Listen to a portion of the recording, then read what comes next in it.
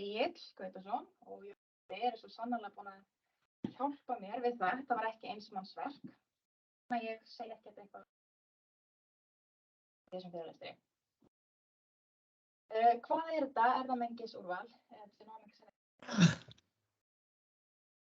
Þetta frekar nýleg tækni í kynbótum sem hefur valdið algjörri byltingu.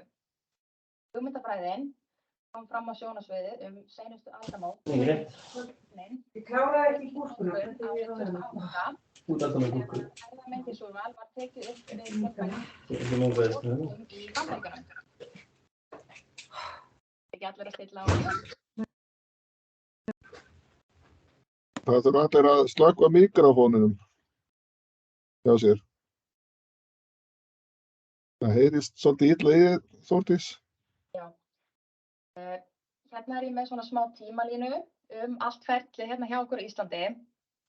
En þetta byrjaði fyrir alvöru, fyrir svona 6 árum, á ályktun á þingi LK og svo í kjölfarið á svona frumrannsókn hvort þetta væri gerlegt hérna í okkar litla kúastofni. Og 2018 voru tekin sýni úr 8.000 gripum og svo aftur árið 2020 þá bættum við 4.000 sýnum. Og það Egill Gautason sem hefur unnið í því síðustu ár að rannsaka þessi genómísku gögn og gert allt sem ég hef gert mögulegt og hann einmitt varði doktorsritgerðina sína erfðamengisúrval í litlum kúum síðastliðinn þriðjudag og bara hjartanlega til hamingju með það Egill. Og eins og allir vita þá byrjuðu kúabændur á Íslandi fyrr á þessu ári að merkja alla kvígur með sérstökum DNA-merkjum og senda þessi sýni til Matís í arfgreiningu. Og ef við dýfum tánum aðeins ofan í fræðilega hlutann og hvernig þetta virkar allt saman, hvernig geta þessar DNA-greiningar hjálpað okkur við að kynbæta. Við erum auðvitað höll með erfðamengi og í erfðamenginu okkar fullt af svokölluðum einbasabreytileikum og þegar við arfgreinum þá erum við að nota ákveðna einbasabreytileika eða snips eða snippa til þess að merkja ákveðna staði á erfðamenginu. Og í flugunni sem að Matís notar núna til að arfgreina kýrnar okkar, þá erum við að kanna rúmlega 50.000 snippa og sjá hvort það munur á milli einstakra gripa á þessum stöðum á erfðamenginu. Og með þessum gögnum og upplýsingum þá getum við fengið mun nákvæmari greiningu á skyldleika og ætterni arfgreindra gripa og greint hvaðan erfðaefnið kemur. Það að segja ef að forfeðurnir eru líka arfgreindir. Og kynbótamat, bæði hefðbundið og genómískt, verður til á grundvelli ætternisgagna og tengsla gripa við hvert annað. Þá komum við að aðalmálinu, hvernig þetta svo notað í kynbótamatið? Fyrst nauðsynlegt að koma sér upp svokölluðum viðmiðunarhóp. Það hópur sem bæði arfgreindur og með fenótýpur eða mælingar. Í okkar tilfelli þá mjólkandi kýr með útlitsdóm. Þá fáum við tengsl arfgerðana við gripi með mælingar. Við eigum 12.000 gamlar arfgreiningar, eins og ég sagði áðan, sem í dag viðmiðunarhópurinn okkar. Og hann auðvitað stækkar og stækkar eftir því sem að við arfgreinum fleiri gripi og þær kýr byrja að mjólka líka. Já, svo reiknum við kynbótamat og það má segja án þess að kafa mjög djúpt í þau mál að genómískt kynbótamat, eða það sem við erum aðeins búin að vera að kalla erfðamat, kurleið, sé frábrugðið hið hefðbundna kynbótamatinu að því leytinu til að arfgerðirnar eru notaðar til að meta skyldleika gripanna í stað venjulegrar ættartölu og líkönin í kynbótamatinu eru þjálfuð til þess að spá fyrir með betri hætti kynbótamati gripa. Og svo ég geti nefnt dæmi af hverju þetta getur verið mjög gagnlegt, þá sjáum við með erfðamatinu mun á til dæmis óprófuðum hálfsystkinum eða alsystkinum sem að myndu fá sama mat í hefðbundnu mati sem að byggir einungis á ættartölunni sjálfri. Þannig að við erum að vinna með nokkra hópa í nýju skipulagi. Það eru gripir með arfgerð og svipgerð, til dæmis mjólkandi kýr með útlitsdóm. Svo erum við með gripi sem eru ekki arfgreindir en eru með svipgerð, það er þá líka kýr. Í þriðja lagi erum við með arfgreinda gripi sem eru ekki með mælingar. Þá eru það óbornar kvígur eða efnileg kynbótanaut. Og svo erum við með síðasta flokkinn, það eru óarfgreindir gripir sem eru ekki með mælingar. Það eru þá aðrar óbornar kvígur og öll hin nautin okkar. Ef við víkjum sögunni aðeins aftur að rannsókninni hans Egils, þá komst hann sest að því að það er mögulegt að nota erfðamengisúrval í íslenska kúastofninum. Og þetta eru svona helstu niðurstöður doktorsrannsóknarinnar. Það eru engir undirstofnar né merki landfræðilegan mun í stofninum, sem er mikilvægt fyrir erfðamengisúrval. Einnig sýndi hann fram á mikla sérstöðu íslensku kýrinnar og að skyldleikarækt væri búin að vera ásættanleg og hún væri sambærileg öðrum kynjum. Og hver er svo ávinningurinn af öllu þessu veseni? Þetta snýst allt saman erfðaframfarir. Hér er jafnan fyrir erfðaframfarir. Og það sem skiptir máli er úrvalsstyrkurinn. Það er hversu sterkt er úrvalið á til dæmis nautavalinu. Erum við að velja 2 naut af 50, það er mikill úrvalsstyrkur, eða alveg 20 af 50, þá erum við með aðeins minni úrvalsstyrk. Og svo er það öryggið sem að byggir á magnum upplýsingum og arfgengi eiginleikana. Við viljum auðvitað sem hæst öryggi. Svo verðum við að hafa breytileika, erfðafjölbreytileika, af því að ef við erum ekki með hann, þá væru allir gripirnir eins og við gætum ekki ræktað það bestu úr. Og lokum er það ellið þarna neðst, það er ættliðabilið og því styttra sem það er, því minni tala sem það er, því meiri verða framfærinar. Aftur á rannsóknin hans Egils, en hann kannaði væntanlegan ávinning við notkun arfgreiningarinnar í kynbótamatið í okkar kúastofni með okkar gögnum, þessum 12.000 gömlu arfgreiningum. Og hann komst að því að með því að nota genómísku gögnin þá hækkaði öryggi kynbótamats fyrir arfgreinda gripi. Sem sagt, öryggi kynbótamats fyrir óprófaða arfgreinda gripi hækkaði 13 til 23% fyrir afurða eiginleika. En það eru líka slæma fréttir því að öryggið hækkar ekki fyrir gripi sem eru ekki arfgreindir. Það þýðir auðvitað bara að við viljum arfgreina sem flesta gripi sem að við notum í ræktunarstarfið. Því fleiri gripi í ræktunarkjarnanum sem eru arfgreindir, því meira öryggi er á matinu og því betri verða kynbótamatslíkönin að spá fyrir erfðamat nýfæddra gripa. Og svo það kom alveg skýrt fram, þá eru þessar nýju aðferðir vissulega engin töfrabrögð.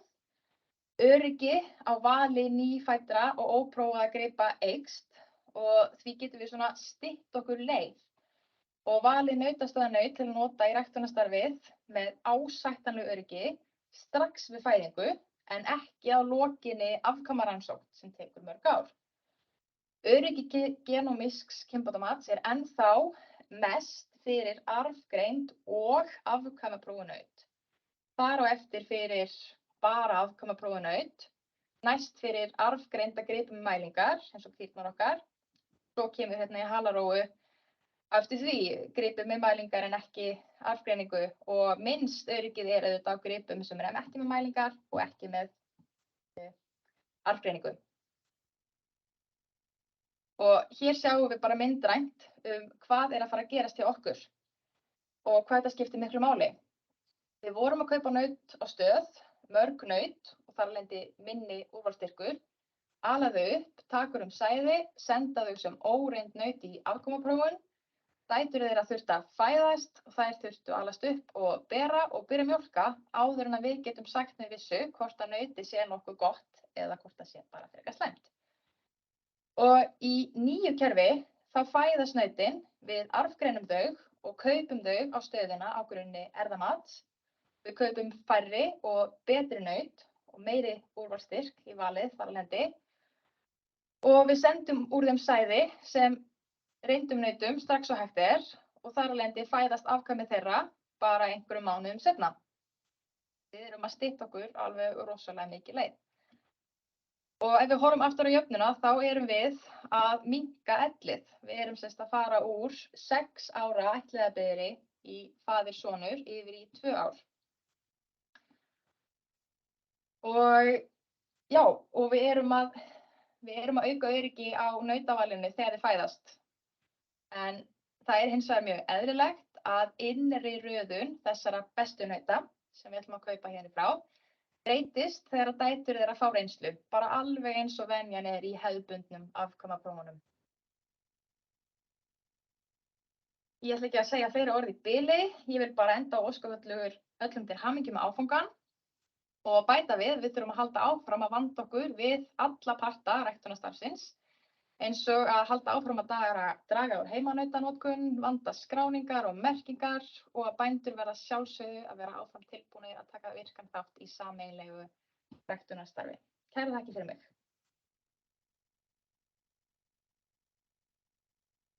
Já, takk fyrir Þórdís. Ég ætla hérna að taka á viðboltanum og hérna fara aðeins svona yfir praktísku hliðarnar meira.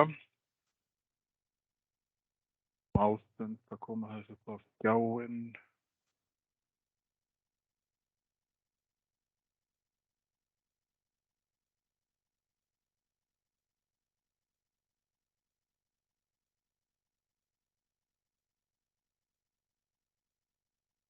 Svona, það sjást ekki núna. Jú. Já, það verður nú aðeins kannski svipaða glærur hjá Þórdísi sundaði en ekki alveg. En ef við bara förum við stuttasögu erfðamengis-úrval, þá er þetta svona tiltölulega ný tækni. Það er gjarnan talið að því hafi verið fyrst lýst af Theo Moivissen, hollendingi sem að lengi hefur nú unnið í Noregi árið 2001. Og það er síðan kynbótafræðingur Larry Schaeffer í Kanada sem lýsir þessari aðferð á auðskilinn hátt og hvetur til erfðamengis-úrvals í búfjárrækt árið 2006. Á sama tíma nánast þá byrja hollendingar eða CRVAF að nota erfðamengis-úrval í nautgriparækt þar og á árabilinu 2008 til 10 þá taka í rauninni allar svona stærri mjólkurframleiðslu þjóðir í heiminum þetta upp. Og 2000 og upp úr 2010 þá má segja að þetta sé orðið alls ráðandi í rauninni í nautgriparækt.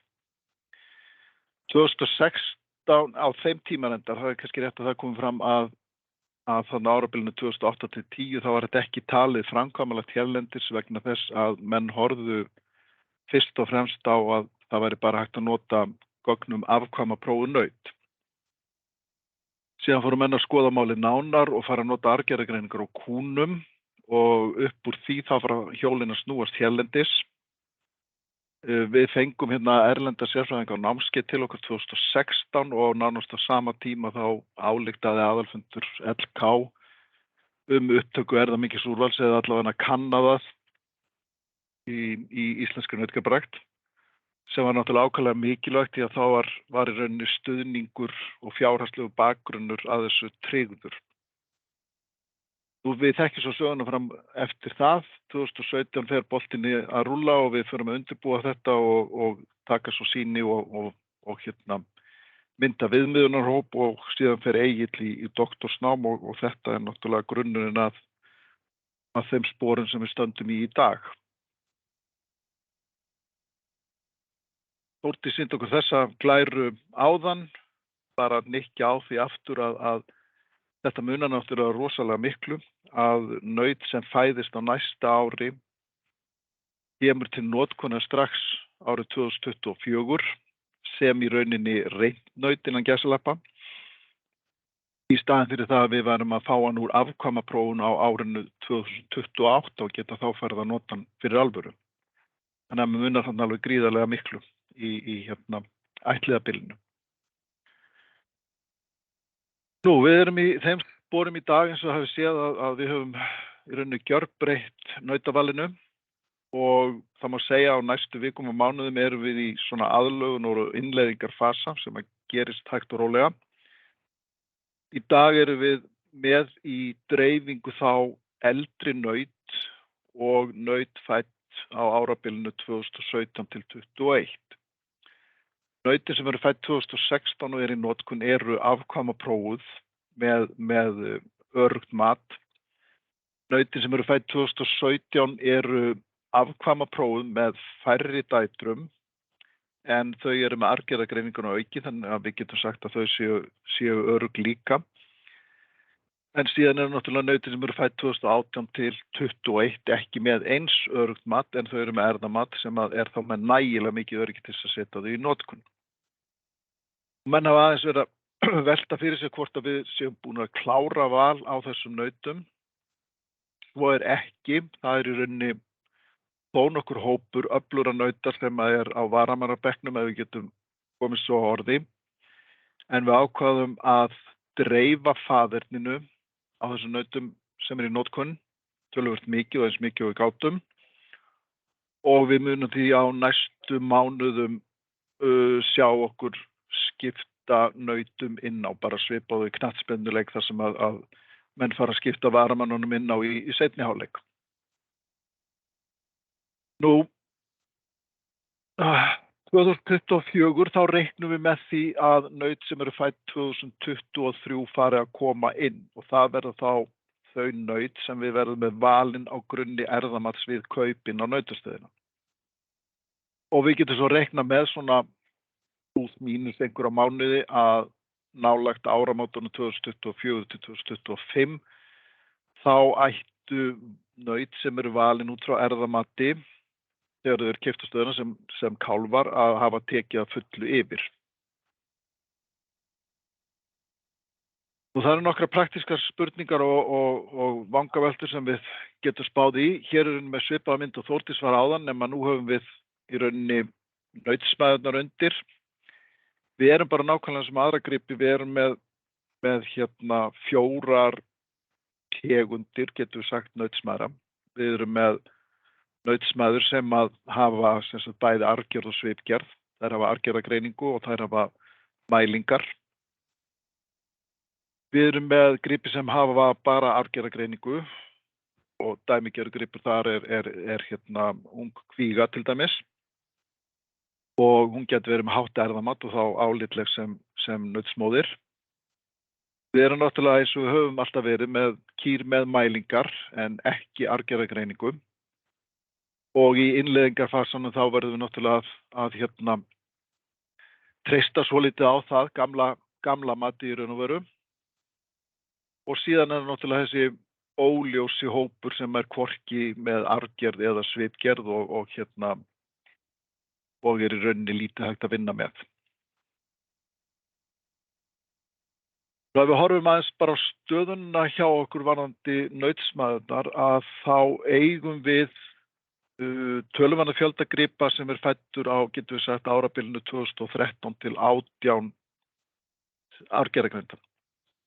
Við erum með lítið af gripum arfgerðargrindum sem er fæddur 2019 til 2021 og þetta er náttúrulega stór hluti af kúnum í mjólkurframleiðslunni á næstu 2 árum allavega. Kvígurnar sem eru fæddar núna á árinu 2022 og verið að taka síni úr, þær koma þá væntanlega í framleiðslu 2024 til 2025, þannig að við verðum með ákveðin aðlögun á tíma næstu 2 árin, þar sem að nautsmæðravalið verður ekki jafn öruggt og þegar við verðum með meiri hluta kúastofnsins arfgerðargreindan. Ef við skoðum aðeins bara fjöldatölur, að þá sjáum við að það sem getur kallað efniviðinn fyrir nautsmæðurnar að við erum með 1700 kýr sem eru með 107 í heildarengun eða hærra og það er sá hópur sem við höfum verið að horfa til sem nautsmæður. Kvígur sem eru fæddar 2018 til 2020 og þar höfum við gjarnan miðað við 108 og hærra þegar við skoðum efnilega kvígur. Þær eru þær sem eru með 108 að hærra eru þarna 268 og kvígur sem eru fæddar 2021 eru 675. Þannig að við erum samtals með 2006 700 gripi sem við erum þá að horfa á með tillit til þess að vera nautsmaður.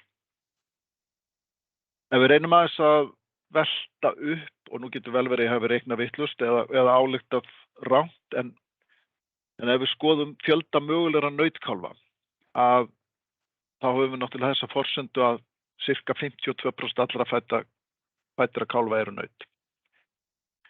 Við getum reiknað með að 70% eldri kúna sé haldið, semst að 30% þeirra sé á útleið, verði semst ekki haldið aftur. 20% kviknanna bera aldrei og það eru tölur sem eru frá nokkuð nærri lagi held ég að við sjáum svona að 80% ásettur að kvikna þær sem sagt verða mjólkurkýr. 50% kviknanna fá við heimanauti og dauðfæddir kálfar eru 10% hjá kúnum og 27% hjá kvíunum, svona cirka. Og þá endum við með 700 gripi þar sem við ættum að geta fengið nautkálf til þess að taka sýni úr og velja þá úr á stöðina. Nú, val á nautkálfunum náttúrulega breytist. Við erum með öll naut í notkun núna nautsfeður, þannig að við skilgreinum ekki lengur sérstaka nautsfeður og sérstaka kýrfeður. Nautsmaður þurfa náttúrulega svo áður að uppfylla skilyrði. Ferillinn verður þá þannig svona allavega það sem maður getur séð fyrir sér að við þurfum að taka sýni úr nautkálfinum sem kemur til greina og einhvern veginn þurfum við svona bara í praktikinni að auðkenna þetta sýni þannig að þetta sé forgangssýni sem verður sett strax í greiningu. Nú sýnið er síðan greint og erfðamat reiknað og þá getum við valið úr þeim hópi þar sem við höfum erfðamat á. Við getum reiknað með að við þurfum að kaupa 35 kálfa á ári og af þeim komi 25 til notkunar. Eins og gengur þá gefa náttúrulega ekki allir sæði hvort sem eru arfgerðargreindir eða ekki. Og nautin fara svo í notkun þegar þau hafa náð 12 til 14 mánaða aldri eða þegar að sæðistakan hefst. Nú aðeins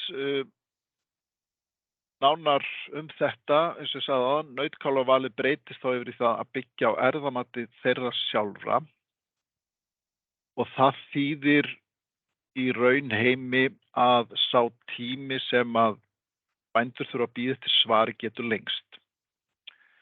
Þetta ferli náttúrulega í þróun og við þurfum að bara tíma til að fínpússa það allt saman.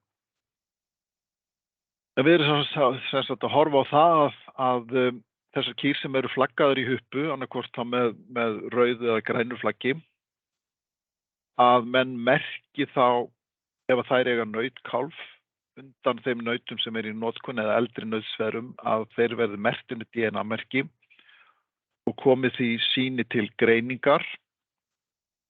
Sýnið er þá greint og síðan tekur þá við þessi ferill að velja úr þessum kálfum.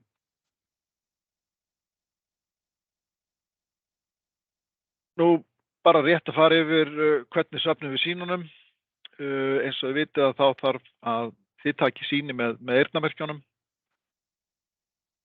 Eitt sem að Matís hefur bent á er að það þarf að passa vel að sýni lendi í vökvanum í glasinu.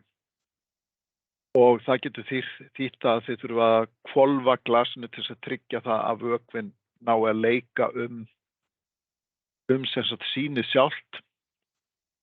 En þetta er svo sem ekkert stórt áhyggjuefni, sérstaklega ef það líður ekki langur tími frá því að sýnið er tekið og til að fer til greiningar.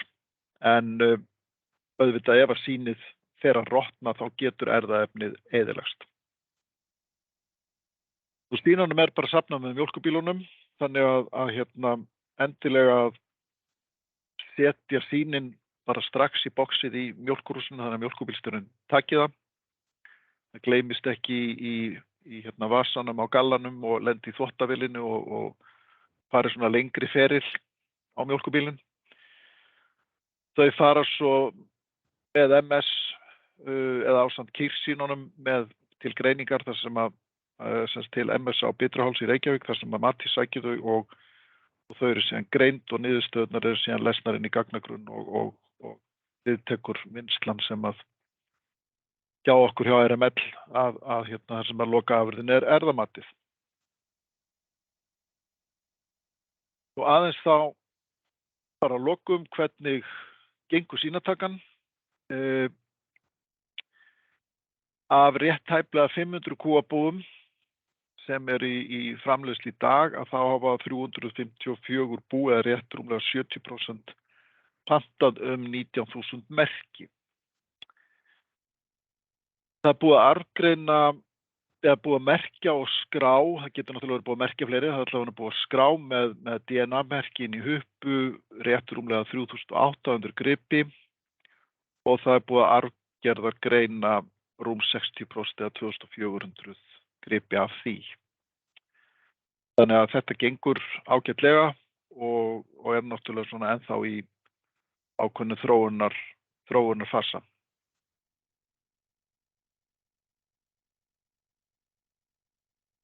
En þá er það bara spurning hvort að það er einhverjar spurningar.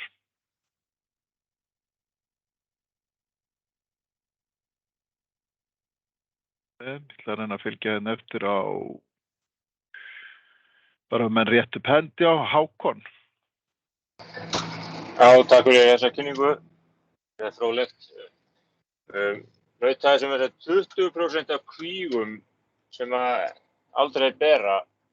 Hefur það eitthvað verið skoðað ástæður fyrir því? Er það bara fyrst og fremst ófrjósemi eða hvað er ástæður fyrir því að þetta er svona stór tala? Og eins var ég að velta fyrir mér með kýr sem var tekið sýni úr bæði 2018 og 2020 og eru enn á lífi. Eru þær komnar með kynbótamatinn í huppuna út frá þessum erfðagögnum? Takk.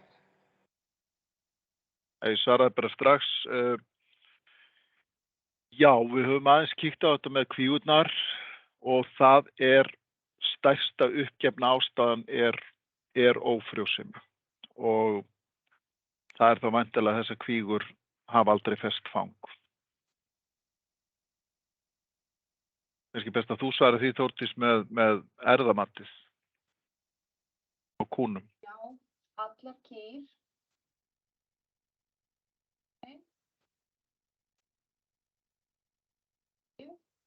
Þær eru með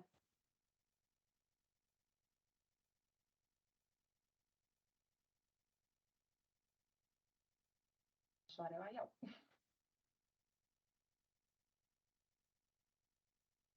Það heyrist ekki hvað þú sagðir. Heyrið í mig núna? Nú heyrum við þér, já. Ok, voðalegt vissin er þetta.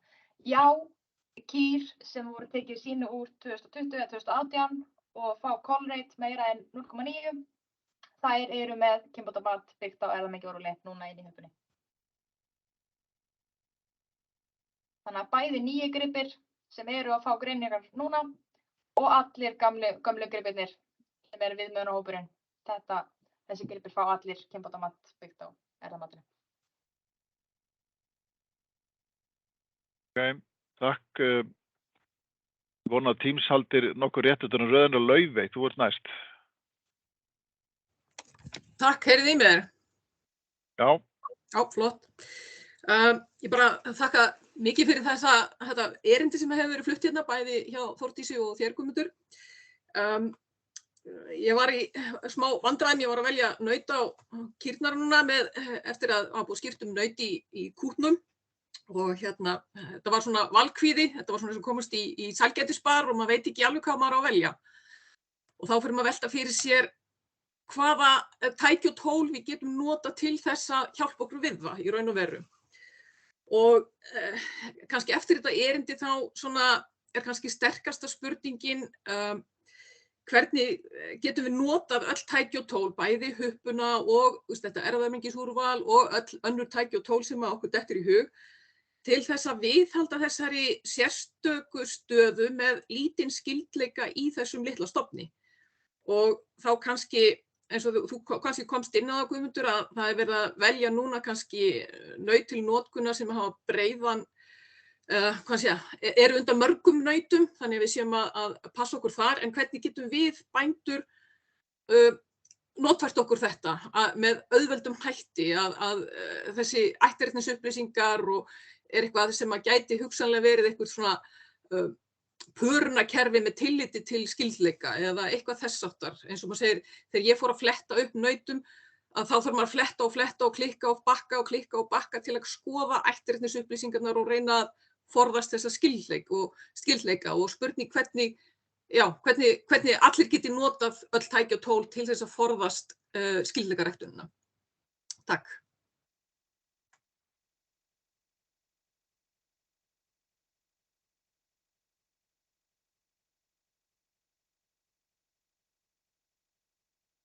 Já, heyrðu, það best að kynbótafræðingarnir okkar svari þessu. Til þess eru þeir.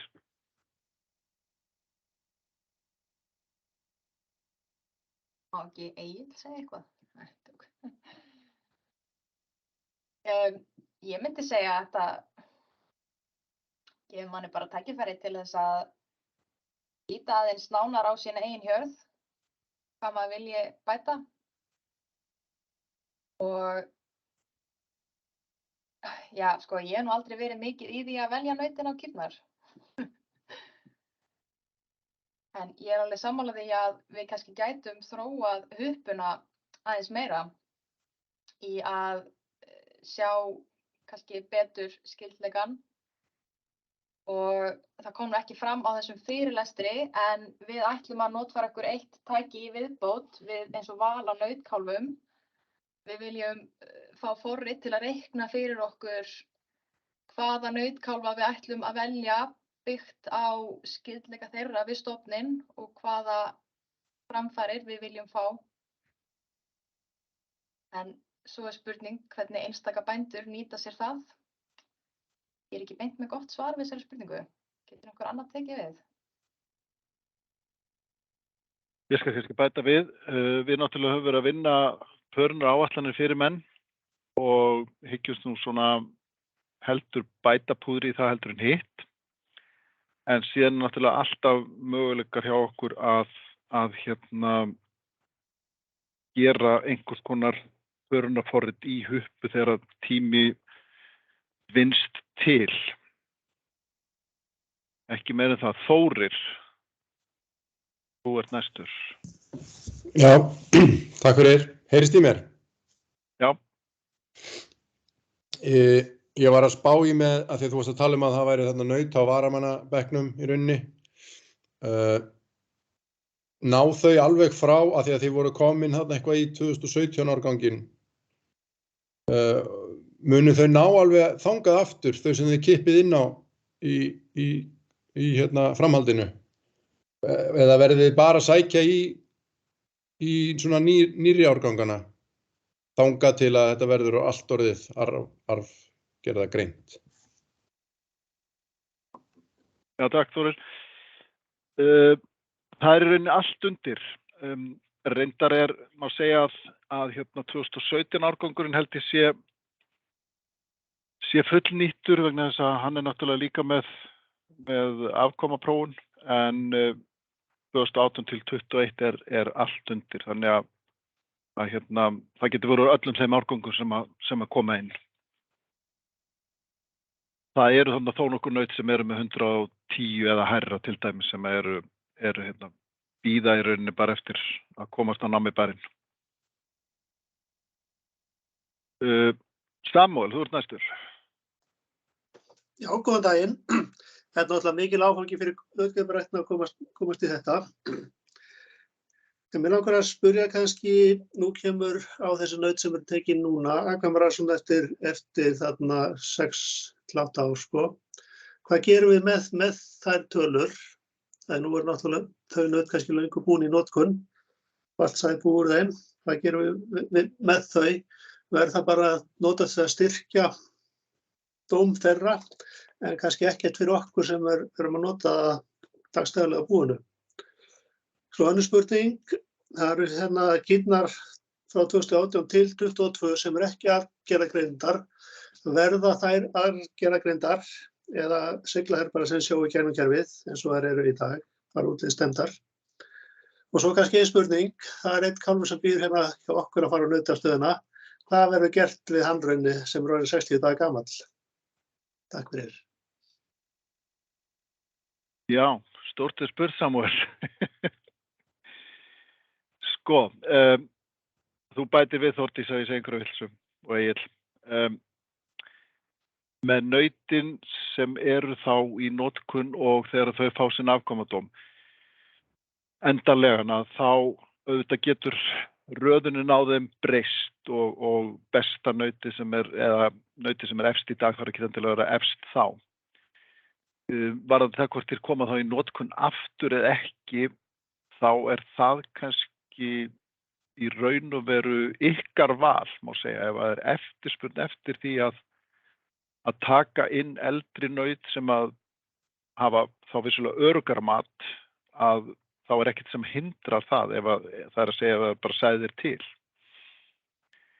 Ég reikna samt ekki með því að það verði raunin að það verði þannig. Allavega reynslan erlendi sýnir það að menn sækja í það sem er nýtt og þessi er nautvalin út frá erfðamengi. Ég held varðandi kýrnar að bara vegna fyrirhafnar og kostnaðar að þá látum við þær bara sigla sinn sjó í rauninni og arfgerðargreindar. Við tökum náttúrulega sýni úr þeim kúm sem að við tökum kálfa undan og arfgerðargreinum þær. En ég held svona með hliðsjón af því að meðalkýrin ber nú ekki nema 3 sinnum, að þá er það bara einfaldlega allt og kostnaðarsamt fyrir okkur og ávinningunni tiltölulega lítill að fara í einhverja massífa sýnatöku á þeim. Varðandi kálfana sem eru núna í uppeldi og þá þeir sem að koma á stöðina núna, þá eru þeir náttúrulega ekki valdir á grunni erfðamats, en við munum væntanlega arfgerðargreina þá og velja þá bara á stöðinni.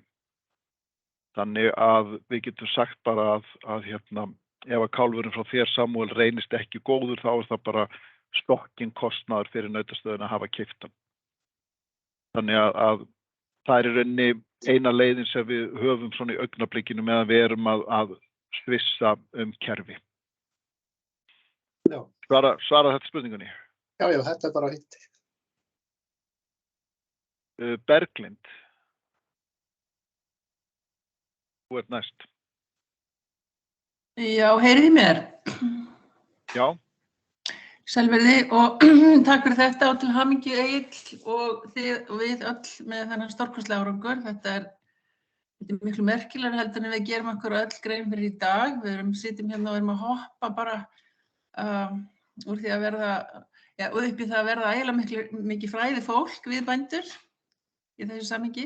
En spurningin mín var nú eiginlega það sem að Laufey var að spyrja að og mér fannst nú ekki koma alveg skýr svör við hennar spurningu. Svo mér langar að spyrja, veitu hvort þetta einfalda þetta eitthvað að ég held að við höfum mörg svolítið áhyggjur af skyldleikaræktun og það litla sem ég veit eitthvað af erlendum kúakynjum að þá þessi notið eru súpernaut á margar kýr að þá getur þetta verið hætta. Svo mér langar bara að spyrja hvaða, þið eru þarna með það sem að rúmlega 30 nautkálfar sem enda kannski að 20 og eitthvað nautkálfar séu notaðir. Er búið að búa til eitthvað viðmið skyldleika ræktarstöðul? Hvar eru mörkin? Hvar eru mörkin sett? Það er 1, það er A, B. Hvaða veikleika myndu þið og við öll vera að horfa eftir, því þetta er alveg raunhæft að við getum endað í skyldleika vandamálu. Hvaða eiginleika værum við þá að líta eftir ef að svo fer? Er það frjósemi eða er það lífsdráttur eða hvað? Og svo sé ítrekka það sem Laufey var að spyrja við verðum, og ég bara vil fá svar við þessari spurningu. Einu sinni fengum við alltaf blað með skyldleika ábendingum og gátum nota það. Við verðum að fá betri leiðbeiningar og upplýsingar skyldleika og hver á að gera það? Þetta voru mínar spurningar, takk. Þú veist það erfið, Berglind. Okay. Takk, Guðmundur. Þetta getum að finnast það. Sko, já, það er alveg rétt að auðvitað þurfum að hafa ákveðna áhyggjur á skyldleikar. Við sjáum það að til dæmis eftir að erðamengi súrál tekið upp þá hefur skyldleikarækt aukist eins og til dæmis í Holstein kúastofnunum í Hollandi, svo dæmis tekið. Við höfum samt nokkuð tæki og eitt af því sem Þórdís minntist á þarna og við erum svo heppin að Egill hefur nú stúderað það töluvert mikið að það eru svokölluð kjörerfðaframlög.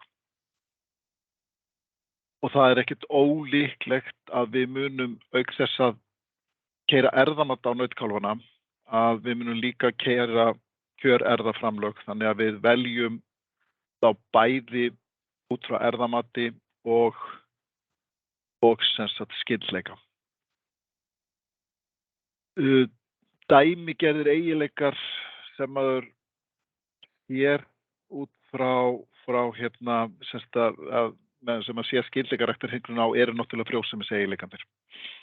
Og það hefur nú ekki verið mikið kannað hér hjá okkur en þó höfum við keyrt eða verið unni verkefni varðandi áhrif skyldleikaræktarhringrunar á afurðir og frumutölu og það kom í ljós svona aðeins áhrif á afurðir, ekki mikil kannski, og engin sjáanleg áhrif á frumutölu, en hins vegar það eina sem við höfum, en dæmigert að maður sjái í skyldleikaræktuðum hjörðum eða það sem skyldleikarækt hjá búfé er minnkandi frjósemi, minni gripir og minni lífsþróttur. Það er svona alveg klassist. En ég er alveg sammála því við þurfum að huga því fyrir ykkur að hafa öflugri tæki í höndunum til þess að horfa til skyldleikaræktar. Hvað nákvæmlega og hvernig hef ég bara ekki svör við alveg í augnablikinu. Ég bara bæti við að þú veist, þetta er bara skref 1 hjá okkur núna. Það er rosalega margt sem við höfum eftir að gera í öllu þessu vesenni og eitthvað sem að þetta er bara eitthvað sem þurfum að læra af og þróa og kynnast frekar og við þurfum ekki að finna upp hjólið. Við getum nýtt okkur reynslu annarra landa og önnur forrit og þetta er bara eitthvað sem að sérfræðingarnir ætla að kanna á næstu áratugum. Já, þá er Birna næst. Gjör svo vel. Já, komið sæl og takk fyrir erindi og hamingjuóskir til doktorsins. Mig langaði að spyrja þá gripi sem að búið er að gera erfðamat á. Get ég ekki séð það inn í minni huppu?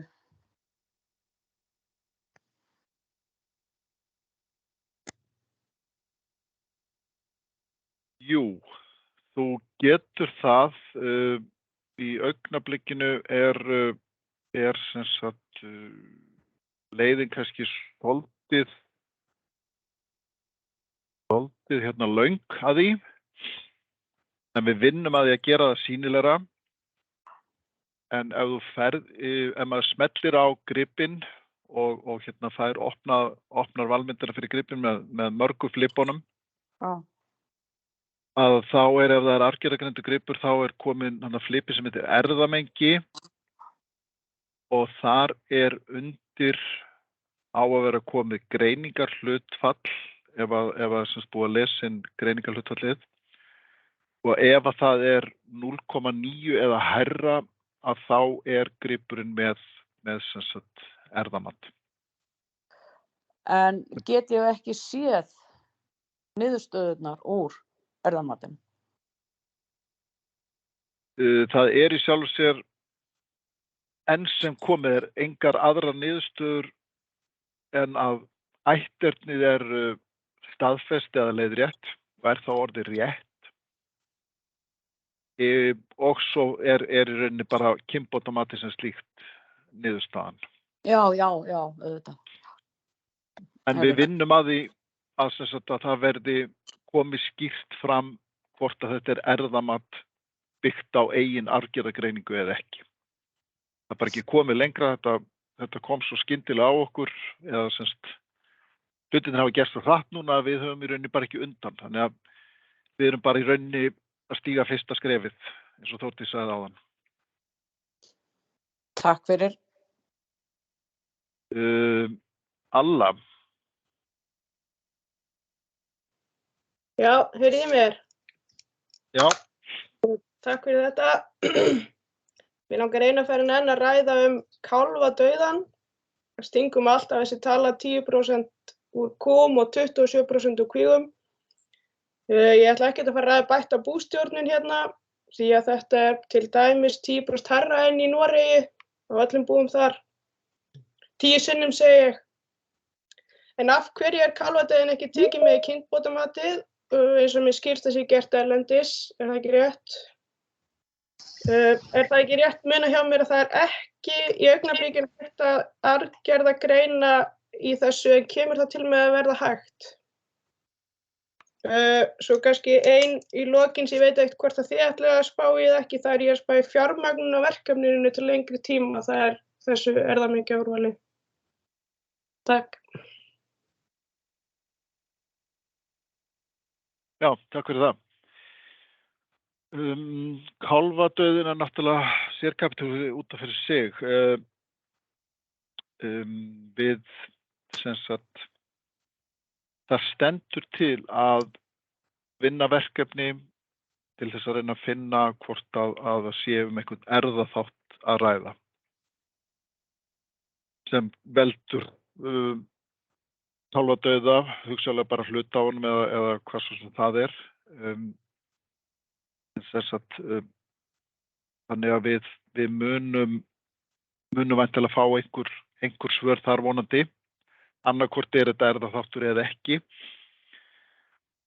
Við erum líka farin að hefja undirbúning að því að bæta kynbótamat sem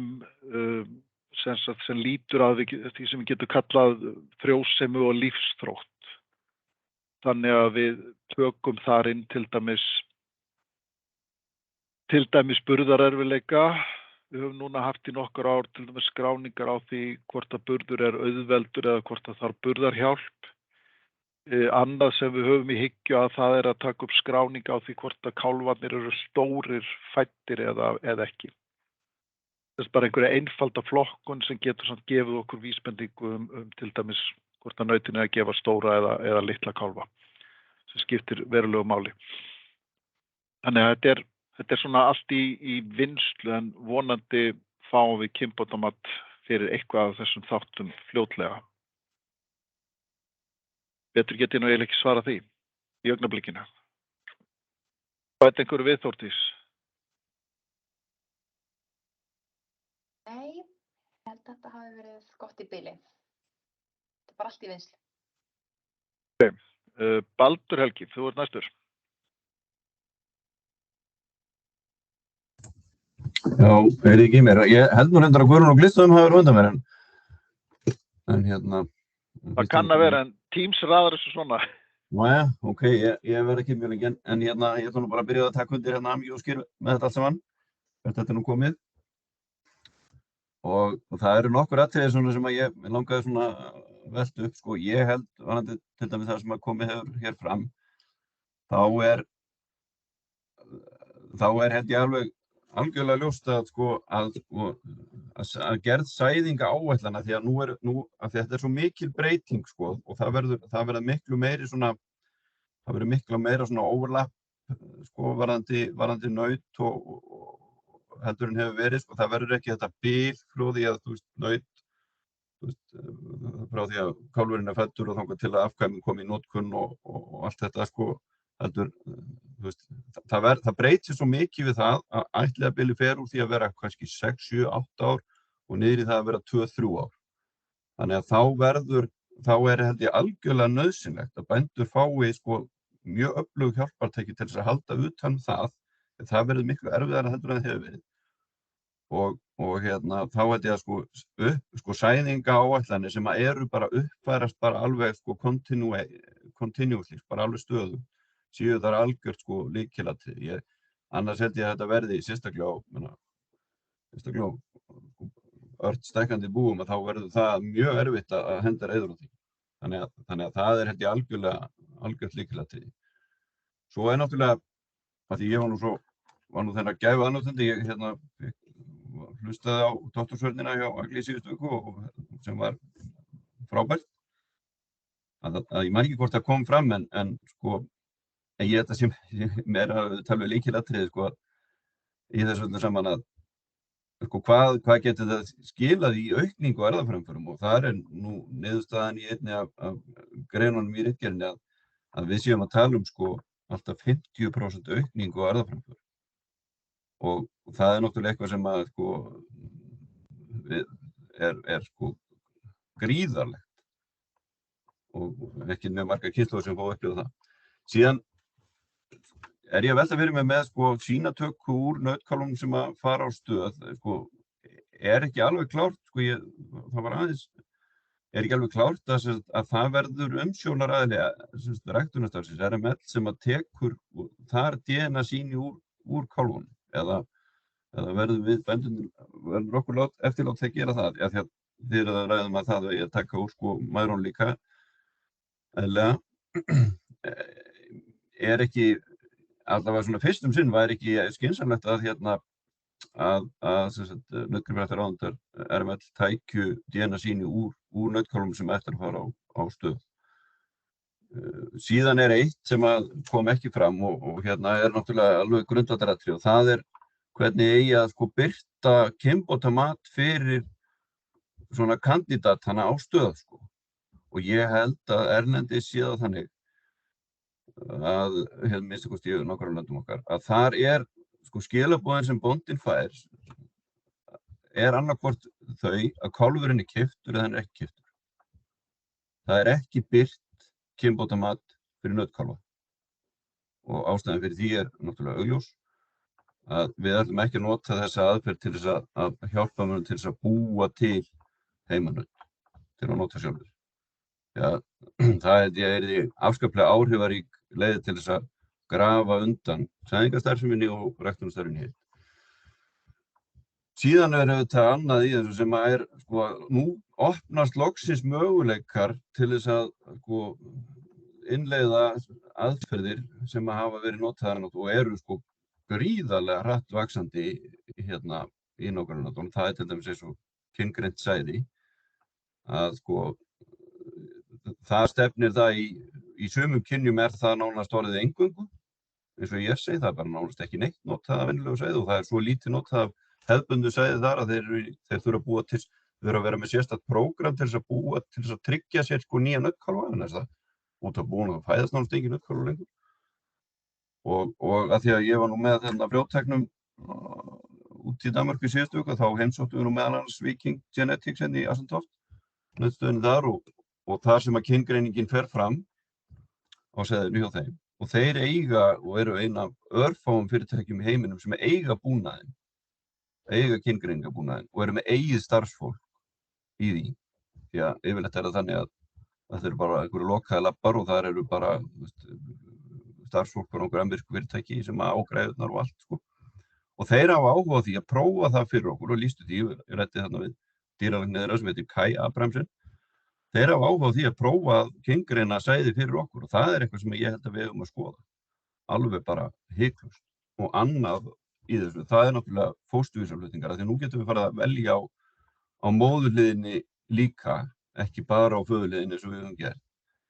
Og það líka orðið mjög stór business og því að það losnar nú svo mikið af pláss í nautastöðinni þegar þetta verður orðið innleitt, þá það eitthvað sem við ættum að skoða líka. Og svo ég svona í lokin að velta fyrir mér sko kálf, við erum alltaf með fulla stöð af kálfum og ef ég man rétt þá nú búið að taka sko DNA sýni úr þeim í dálítinn tíma. Þannig að við vitum, eða ættum að vita, þú veist, að það einhver slatti af kálfum þar inni sem að við vorum náttúrulega með á fullu í bara dreifingu út hagkvæmdrónum, sem við vitum núna að ekkert áhugaverðir. Og hvað ætlum við að gera við þá? Þannig að við þurfum ekki að, þú veist, við þurfum að, það kostar að vera með þá þarna frá, ef ekki bara að reyna að losa okkur við það sem veist. En þetta var nú svona nóg í bili, kannski meira seinna. Takk. Takk fyrir það, Baldur. Ef ég reyna að svara einhverju á þessu hérna, þá ég alveg sammála því að við þurfum að leggja meira sem stísæðinga á allanir, hvernig svo sem við gerum það og það svona allt sem í kannski þróun hjá okkur því að hlutinni gerast nú kannski svolítið hratt núna. Það spurning með nákvæmlega þetta með kynbótamand nautana, hvort á að birta eða ekki. Það er eitthvað sem við þurfum bara að taka afstöðu til. Annars sem hún nefndi var sýnatak úr nautkálfum sem eru þá kandidatar á stöðina.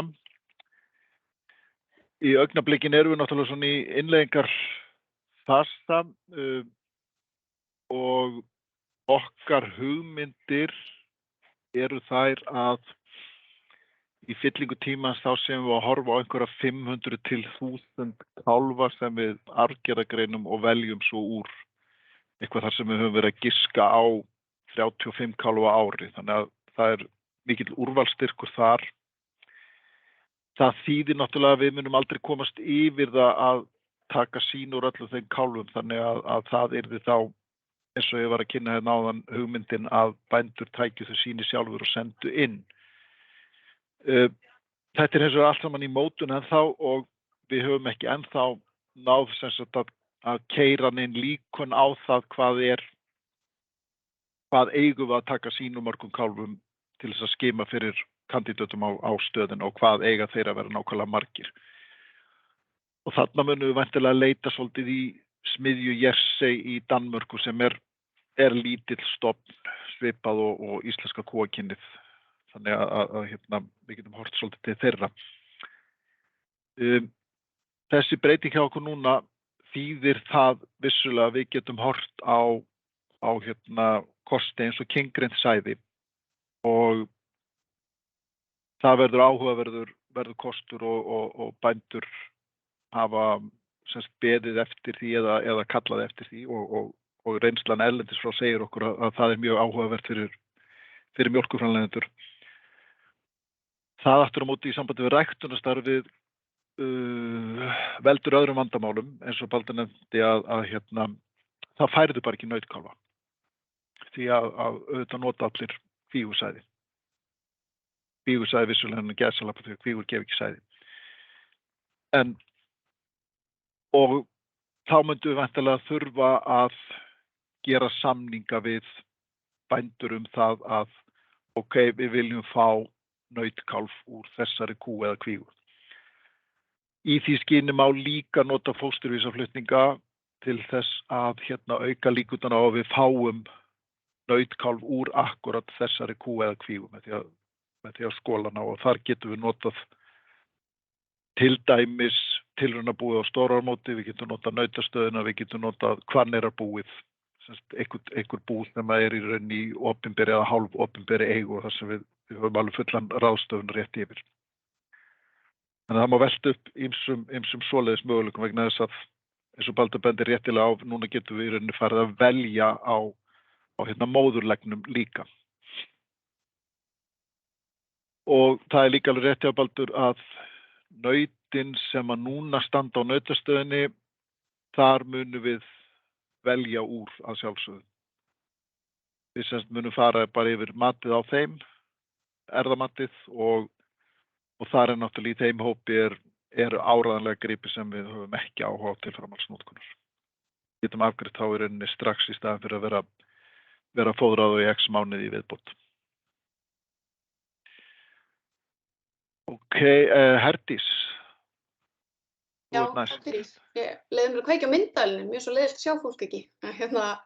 langar nú bara að byrja að þakka kærlega fyrir erindin og og óska okkur bara öllum til hamingju og það er fullt af fólki hérna inn á þessum fundi sem hefur komið að því að koma þessu verkefni á stað og í gagnið og bara langaði að fá að þakka bara ykkur öllum fyrir ykkar þáttöku.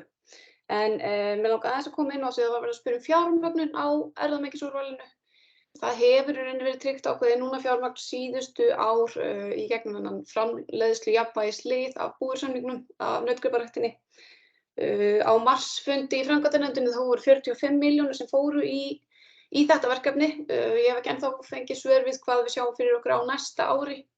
En þetta er það merkilegt eða mikilvægt verkefni fyrir okkur og það hefur verið mikil samstæða með það að tryggja fjármögnun á því.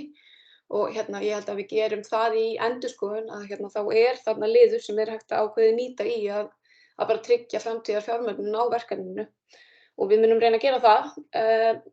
Mér langar aðeins að nefna að það verið til umræðu náttúrulega að gera sýnatökuna að skyldu.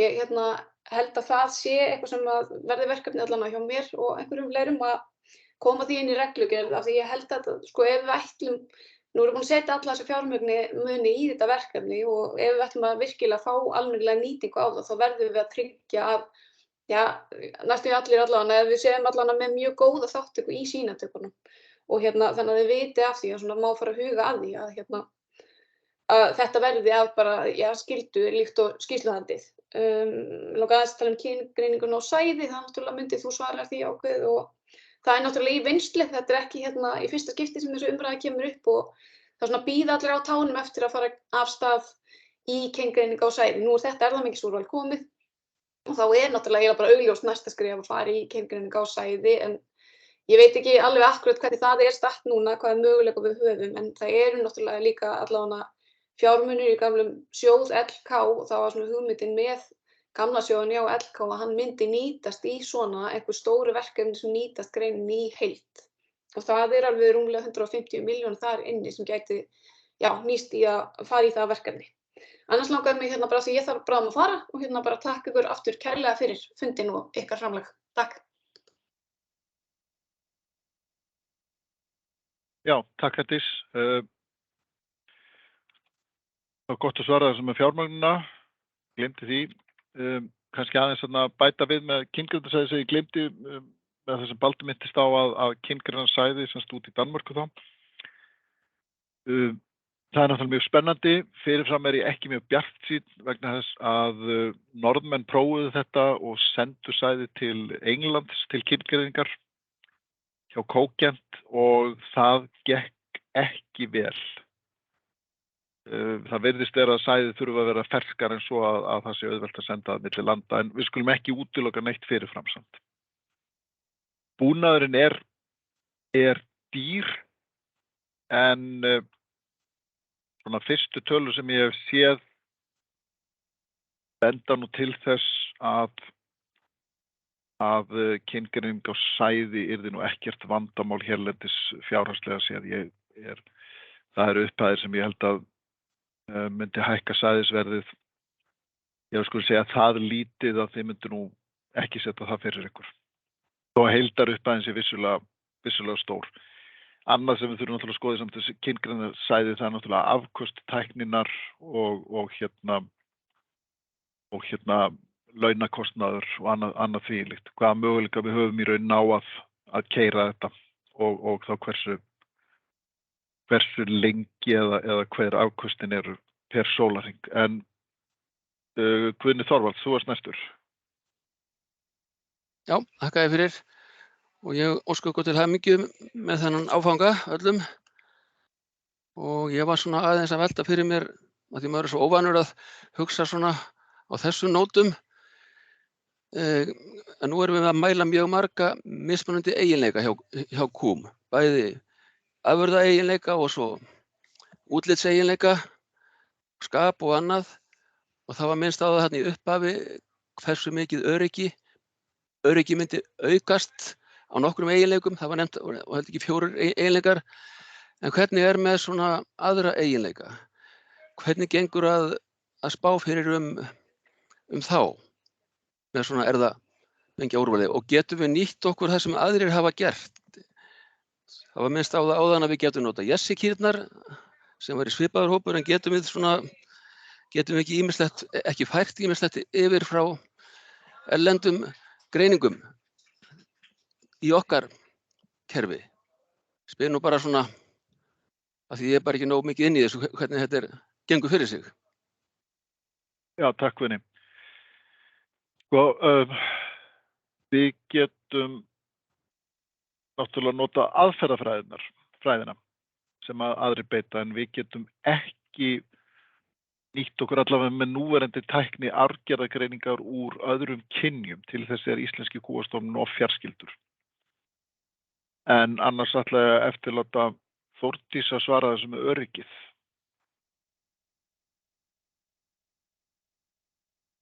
Já, ég talaði bara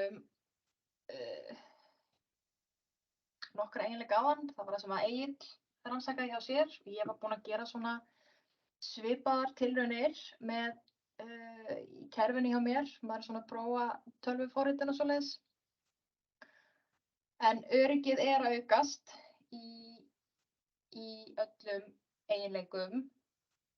En sko líkönin, kynbótamatsslíkönin hjá okkur eru langþróuðust akkur núna í afurðaeiginleikunum og því eru þau svona að virka best með arfgreiningunum eins og og núna þetta bara partur af áframhaldandi endurskipulagningu í öllu kerfinu að endurskoða og endurreikna erfðastuðla, bæta módelin, reyna að hækka öryggið, finna nýja eiginleika. Þetta býður upp á svo mikið að vera komin með þetta í gagnið og þetta bara óendanleg vinna sem framundan hjá okkur öllum að skoða þetta nánar. Óljóst svar, en svarið svona já mestmegnis. Öryggið að aukast í öðrum eiginleikum. Já, takk fyrir. Já, takk. Sjáðu bara hvað við erum heppin að á sama tíma og við þessi tækni mögulega við fáum hérna unga og færa kynbótafræðinga úr námi að þetta skuli falla saman sem að hafa áhuga á greininu og munu örugglega þróa þetta heilmikið fyrir okkur á komandi árum. En Guðrún Lárus, þú ert næst. Já, ég þakka fyrir fundinn og góð erindi. En ég með spurningu til Munda, búið að uppfæra listan, förunarlistan á huppunni eftir að hafa keyrt nýja kynbótamatið. Og svo ég með átbendingu líka, ættartré við hvert grip á huppunni það lágmark að bæta einum ætli við upp á skildingaræktina. Svo maður þurfi ekki alltaf að fletta á næstu síðu til að sjá ættirnar. Takk fyrir. Stuttasvarið með pöruna, nei, það ekki búið að uppfæra það. Og með ættartréð, þá skulum við segja að það í vinnslu, eins og svo margt annað. Stóra ármót. Það þú Höskuldur? Nei, það Hilda, góðan daginn. Það Hilda, gjörðu svo vel. Takk, og bara takk fyrir fróðleg erindi. Þetta, maður margsvísari eftir allar þessar upplýsingar sem að streyma hérna að manni. Ég bara aðeins að velta fyrir mér með varðandi sýnatökuna, af því að nú allavega höfum við lent í því hér að það hafi verið sýni sem hafa mistekist eða virka ekki eða hvað nú, ég man ekki hvernig skilgreiningin Getum við tekið sýni aftur úr þeim gripum sem við erum búin að, búið upphugsa það, hvernig maður getur gert það? Ef maður vill endilega fá rétt sýni úr kvíum.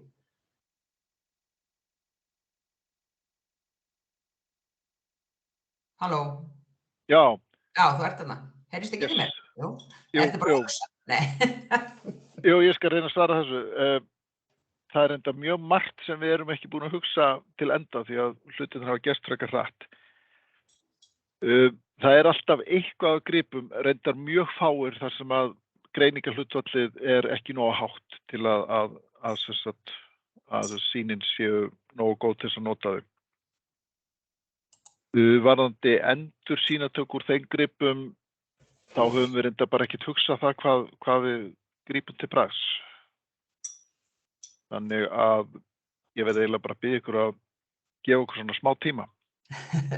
En þá í framhaldi af því, sko, eins og ef að sem sagt, okkur bændumenn ætli að taka sýni úr nautkálfunum sem að hugsanlega færi á stöð, Já. eigum við þá að nota kvígumerkin eða eigum við að panta, eigum við að eiga sér, af því nú erum við með sko númeraröðina fyrir kvígunar, annars vegar og nautin hins vegar, eigum við þá að nota kvígumerki í nautin. Það var svona hugmyndin í fyrstu allavega við gerðum það bara svoleiðis. En meðan núna sem sagt meðan við erum svona í þessum yfirfærslu fasa má segja að þá náttúrulega er stór spurning fyrir ykkur hvernig snúum okkur í þessum nautkálfana. Og ég held að sé kannski best til að byrja með að þið tilkynni bara kálfana eins og verið hefur og við tökum svo bara ákvörðun í samráði framhaldið. Akkurat. Höskuldur ætlar að spyrja einhverju hérna svo.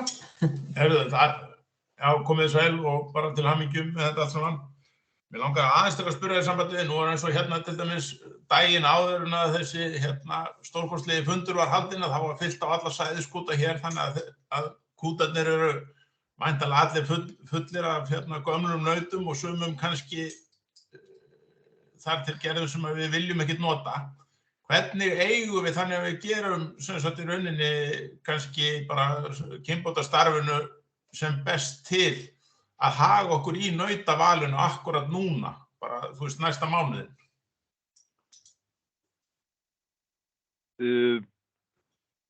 Þá náttúrulega bara, við verðum náttúrulega bara að halda okkar striki í rauninni sem sagt þanga til sæðið úr þessum gripum eða nautur sem í notkun núna komið í kútana, að þá verðum við bara að láta eins og við séum í gamla kerfinu. Það tekur vonandi ekki langan tíma og ég veit að eins og fyrir ykkur þá er ekki áfylling á morgun. Já, það tæmst hratt þá.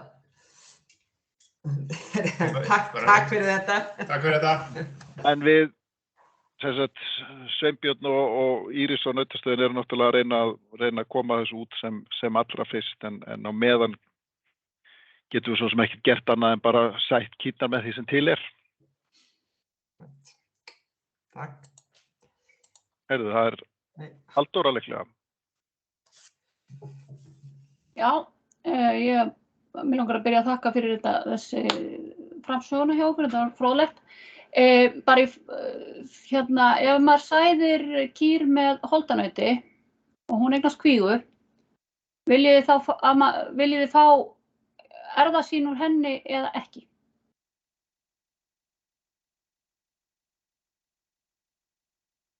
Já, ég vil persónulega ekki fá það en Þórdís og Egill hafa kannski einhverjar aðrar skoðanir eða hvað?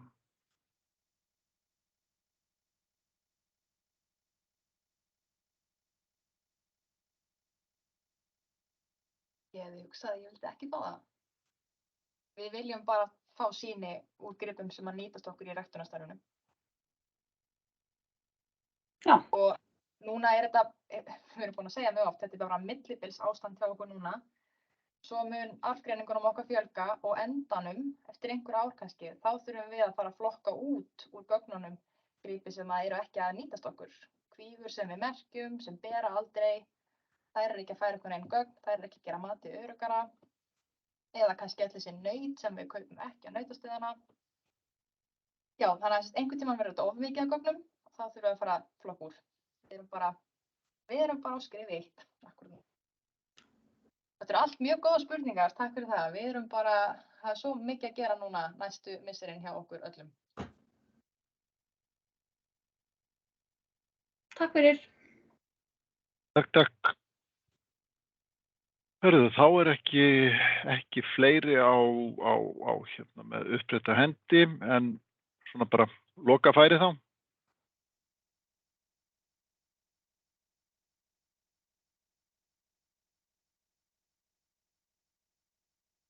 Já, býtum við, það er hérna ein spurning ég held ég að vera búin að svara þessu með það er spurning með nautkál sem á að skoða fyrir stöðuna og við eins og sagði áðan, við höfum það bara þannig að þið tilkynnið nautkál og við ákveðum svo sameiginlega með framhaldið hvernig við stöndum að sýnatöku úr honum og svo framvegis.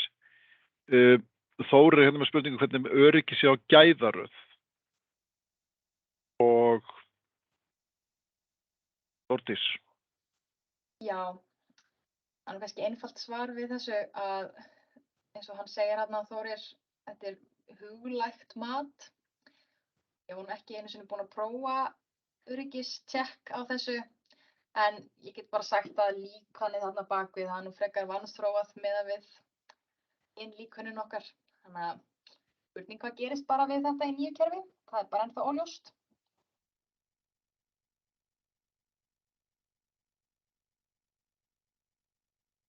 Já, þetta náttúrulega bara eins og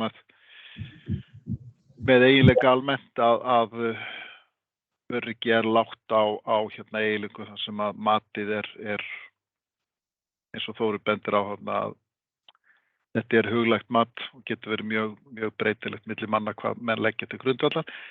Þetta gefur samt alltaf ákveðna vísbendingar hvernig mönnum líkar við dæturnar en þetta náttúrulega byggir ekki á dætrum nautana, þessar ungu nauta. Erna spyr hérna, búið að spá hver meðalnitin verður eftir 10 ár? Nei, en það nú hver spádómur bara góður og gildur í því, viljið þið spá?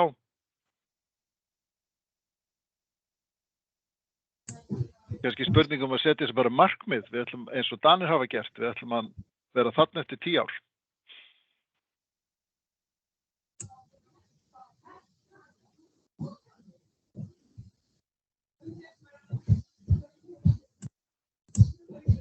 Guðmundur, ég sé að það upprétt hendi í Norðvesturkjördæmi. Já, það nýjar tölur á Norðvesturkjördæmi. Guðrún Eik, gjör svo vel.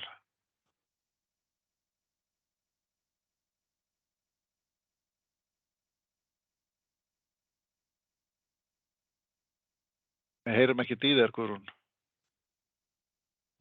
Jæja, heyrðu þið núna? Nú heyrum við. Jæja. Herðu, ég bara vil taka undir það sem hefur komið hérna með bara þakkir fyrir gott erindi og til hamingju við öll með þennan stórmerkilega áfanga. Ég ætla bara að koma með eina spurningu svona upp á gamanið eftir umræður á Facebook sem snýr að litaerfðum. Það hafa alltaf verið birtar upplýsingar hvort að nautin gefi alla grunnliti og þá hvort þau gefa grátt og sægrátt. En það væntanlega ekki hægt eftir að nautin eru tekin inn með þessum hætti eða hvað? Eða hægt að skoða það? Einhver möguleiki á því einhvern tímann í framtíðinni ef það ekki hægt núna? Takk. Já, takk. Þórdís, það ekki hægt? Já, sko, þetta eitt af því sem að það er bara að skoða, tengsl markarana eða snippana við einhverju einstaka eiginleika eins og liti eða horn. Þetta eitthvað sem við erum bara ekki byrjuð að gera eða hugsa um. Og það þarf að rannsaka svona hluti, að reyna að finna merkingarnar á erfðamenginu fyrir eitthvað svona sem erfist svona einfalt. Næ, svarið kannski bara já, einhvern tímann. Vonandi. Já, það er vonandi að við getum það í framtíðinni bæði gefið upp erfðir fyrir litum og hornalagi. En Hákon, þú ert með upprétta hendi. Já, takk fyrir það. Ég ætla bara einn örstutt að því að eins og mér skildi þetta, þá verður áfram komið í kúaskoðanir og þannig, en mjaltaathugun, heldur hún áfram líka eins og verið hefur. Þannig að það ekki. Já, takk. Við erum allavega óbreyttu núna heldur það áfram, hvað svo sem verður í framtíðinni. Þetta er allt svo nýtt í rauninni og það getur vel verið að það eigi eftir að taka breytingum þegar framliðu stundir.